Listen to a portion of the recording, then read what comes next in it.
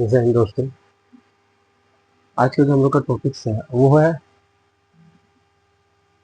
हमारा जो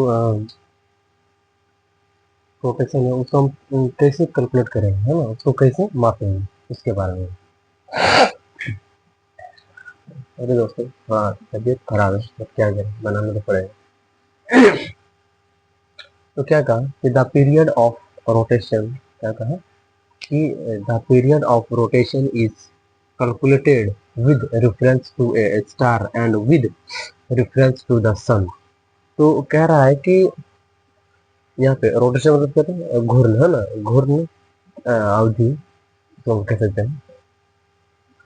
तो कह रहा है कि घूर्णन अवधि की गणना एक तारे के संदर्भ में और सूर्य के संदर्भ में की जाती है ना। इसके संदर्भ में एक स्टार और एक सन के, मतलब उन दोनों के बीच जो है हम लोग कैलकुलेट करते हैं। When it is calculated with reference to a star, कह रहा कि जब हम लोग इसको जो है ना स्टार के माध्यम से हम लोग जब उसको कैलकुलेट करेंगे तो वही लिखेंगे कि जब इसकी गणना एक तारे के संदर्भ में की जाती है, की जाती है, की जाती है, इट इज कॉल्ड साइड्रियल। हम लोग इसको साइड्रियल मतलब नक्षत्र कहते हैं। क्या कहते हैं? इसको हम लोग नक्षत्र दिवस कहा जाता है। आगे है,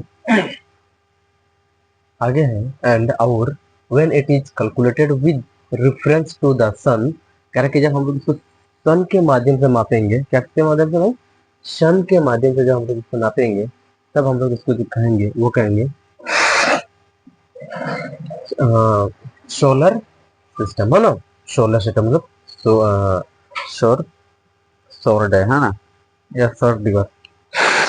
तो वही लिखे यहाँ पे। और जब इसकी गणना सूर्य के संदर्भ में की जाती है तो इसे सौर सौर दिवस कहा जाता है। तो ये फिगर देखते हैं, है ना, किसके बारे में, सोलर डे और साइड्रियल डे। तो सोलर डे और साइड्रियल डे में क्या फर्क होता है कि जब हम लोग इसको कैलकुलेट करते हैं तो ये 23 घंटे 56 मिनट का होता है, लेकिन जो सोलर डे होता है वो 24 घंटा का होता है, मतलब 4 मिनट का डिफरेंस है। आगे है कि सोलर डेज एंड साइड्रियल डेज। तो सोलर डेज एंड साइड्रियल डेज क्या होता है कि the solar days is a time period. क्या होता है इसमें, एक समय का ये होता है, एक समय पीरियड होता है जो कि 24 आवर्स का होता है ना, 24 घंटा का होता है। यहाँ पे उसको दर्शा दिए कि ये 24 घंटा का होता है, ये 24 घंटा का होता है। आगे है 24 घंटा का होता है और duration of a sidereal day is 23 hours and 56 minute. और जो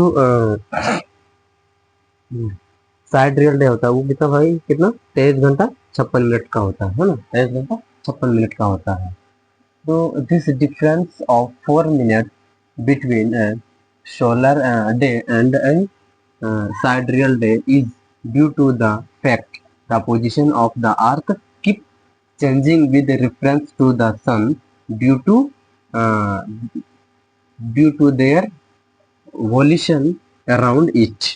तो कह रहा है कि सौर दिवस और नक्षत्र दिवस, सौर दिवस 24 घंटे की समयवादी है और नक्षत्र दिवस की जो अवधि है वो 23 घंटा है ना, 23 घंटा। इसमें कितना 24 घंटा लगता है और इसमें 23 घंटा 56 मिनट लगता है।